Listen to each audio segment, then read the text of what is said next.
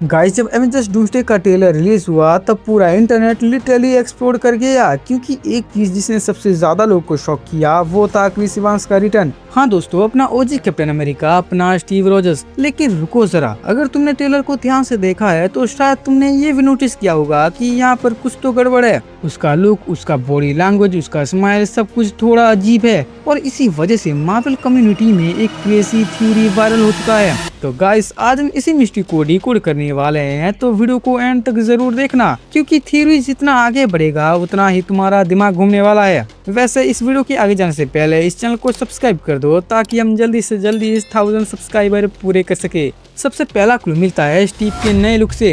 अब जरा end game को याद करो, लास्ट टाइम जब हमने स्टीव को देखा था वो बुढ़ा स्टीव था जो पैगी कार्टर के साथ पूरी जिंदगी जी चुका था। शील्ड को सैम विल्सन को दे दिया था, मिशन कंप्लीट, हैप्पी एंडिंग, सब कुछ परफेक्ट। लेकिन डूम्सडे की ट्रेलर में जो स्टीव नजर आ रहा है वो बिल्कुल ही डिफरेंट है। दाढ़ी, long hair, almost mullet style and dark outfit, और सबसे अजीब चीज उसके चेहरे पर एक वेट सा स्मीक। वो क्लासिक स्टीव रोजर्स वाली ऑनेस्ट और होपफुल वाइब कहीं नजर ही नहीं आ रहा। इसी वजह से सोशल मीडिया पर फैंस एक ही बात बोल रहे हैं, ये मेरा स्टीव रोजर्स नहीं है। कुछ लोग तो ये तक कह रहे हैं कि ये क्रिस इवांस ज्यादा लग रहे हैं लेकिन स्टीव रोजर्स नहीं। और ऑनेस्टली मार्वल को हम सब जानते हैं यार, ये लोग बैकग्राउंड में रखे कॉफी मग तक को इंटेंशनली चूज करते हैं। तो स्टीव रोजर्स का पूरा अपीयरेंस को चेंज करना कोई एक्सीडेंट तो नहीं हो सकता, कुछ ना कुछ तो जरूर चल रहा है। और अब आते हैं सबसे पॉपुलर थ्योरी, कैप्टन हाइड्रा पे।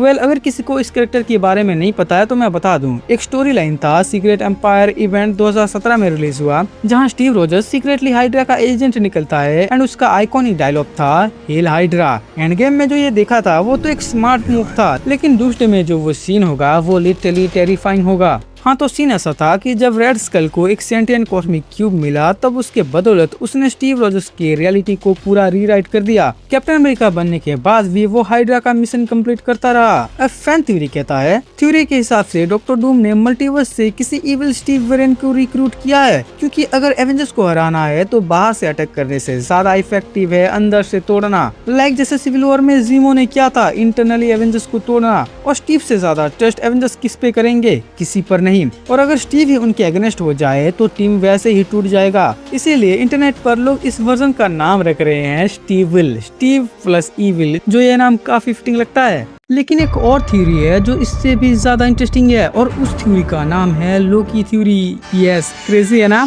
कुछ फैंस का मानना है कि इस ट्रेलर में जो स्टीव को हम देख रहे हैं वो स्टीव नहीं, एक्चुअली लोकी है। अब ये थ्योरी उतना भी क्रेजी नहीं है जितना सुनने में लगता है, क्योंकि लोकी पहले भी कई बार कैप्टन अमेरिका का रूप ले चुका है। ऊपर से अब तो सिचुएशन और भी डेंस है। लोकी सीजन 2 के बाद हमारा लोकी बन चुका है गॉड ऑफ स्टोरीज, यानी मल्टीवर्स का प्रोटेक्टर। तो पॉसिबिलिटी एग्जिस्ट करता है कि वो किसी रीजन से स्टीव का अपीयरेंस यूज कर रहा हो सकता है थॉर को मोटिवेट करने के लिए, हो सकता है एवेंजर्स को यूनाइट करने के लिए, या फिर कोई और सीक्रेट मिशन हो। डूम्सडे ट्रेलर की इस शॉट को देखो, जब लोकी टीवी एक्सेस कार्ड चेक करते वक्त एक हाथ को दिखाया जाता है, उस हाथ में एक गोल्डन वेडिंग रिंग है। बस फिर क्या था, थ्योरी मशीन फुल स्पीड में चल पड़ा। लोग बोल रहे हैं शायद ये स्टीव का हाथ है, और शायद लोकी और स्टीव का कनेक्शन किसी अल्टरनेट टाइमलाइन में ऑलरेडी एस्टैब्लिश हो चुका है, जिसे मार्वल अभी तक छुपाता आ रहा है। बट डोंट वरी गाइस, इसका जवाब भी हमें जल्दी मिलेगा, because Avengers end game release होने वाला है, जहां तुम्हें कुछ स्टीव के इन्फिनिटी स्टोन को लौटाने के बाद वाला सीन दिखाया जाएगा। लेकिन फिर एक बड़ा सवाल खड़ा होता है, अगर ये स्टीव फेक है या हाइड्रा कैप है तो फिर म्योनियर का क्या?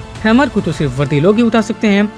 कॉमिक में पहले भी कुछ करप्टेड या अल्टरनेट कैप्टन अमेरिका के वर्जन्स हैमर को यूज कर चुके हैं। और अगर थ्योरी लोकी वाला सही निकला तो लोकी का रिडेम्पशन आर्क इतना पावरफुल रहा है कि कुछ लोग बिलीव करते हैं कि वो खुद वर्दी बन चुका है। और गाइस, जब मूवी का विलेन डॉक्टर डूम जैसा हो जो रियलिटी को रीराइट कर सकता है, तो वर्दीनेस का रूल को बैंड करना कोई इम्पॉसिबल बात नहीं है। अब थोड़ा रियलिटी चेक भी कर लेते हैं, क्योंकि हर थ्योरी सच हो ऐसा जरूरी नहीं। मार्वल ने काफी पहले टीज किया था कि क्रिस इवांस का रिटर्न एक्चुअली स्टीव रोजर्स के रूप में ही होगा। अगर प्रैक्टिकली सोचा जाए तो ये चांस बनता है कि ये असली स्टीव रोजर्स ही हो, बस एक नए फेज में एक नए कैरेक्टर आर्क के साथ। कॉमिक रीडर्स को मोमेंट तो याद होगा जब स्टीव ने कैप्टन अमेरिका आइडेंटिटी टेम्पोररी छोड़ दिया था और डार्क आउटफिट पहना। हो सकता है कि मार्वल यहीं से इंस्पिरेशन ले रहा हो और इसी वजह से उसका लुक कितना डिफरेंट लग रहा है। लेकिन फिर कुछ रिपोर्ट्स का ये कहना है कि स्टीव अर्थ 828 में फैंटास्टिक फोर के साथ रह रहा है, और डॉक्टर डूम के प्लान को समझने के बाद अर्थ 616 को वन करने आ रहा हो।